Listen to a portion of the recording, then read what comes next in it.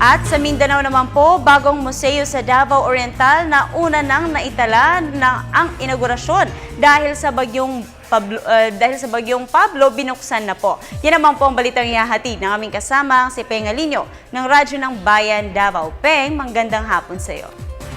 Ng Davaoenyo ang mga bagay na nasa probinsya ng Davao Oriental lamang makikita sa isang museo na isa sa mga pangarap ni Davao Oriental Governor Corazon Manañaon.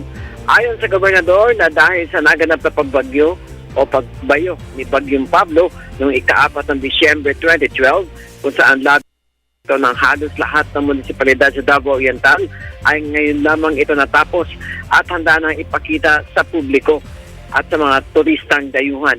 Makikita din anya sa museum ang mga bagay na hindi makakalimutan ng mga taga Davao Oriental na naalaala o mga alaala ng Bagyong Pablo tulad ng mga bagay na hindi mahitsura, mga gibang mga gusali, sasakyan, mga gabundok na basura, mga nangatubang libo-libong puno at mga materyales ng mga kabahayan na nasira, mga tulay na nawasak at iba pa.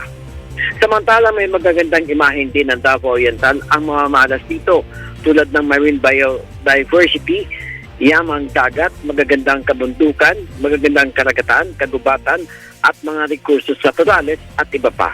Malaking tulong anya ito sa lahat ng taga-probinsya upang makilala at mahikayat ang mga dayuhang turista na muling bumisita sa Davao Oriental. Para sa Telebisyon ng Bayan, Peng Alinio, Radyo ng Bayan, Davao.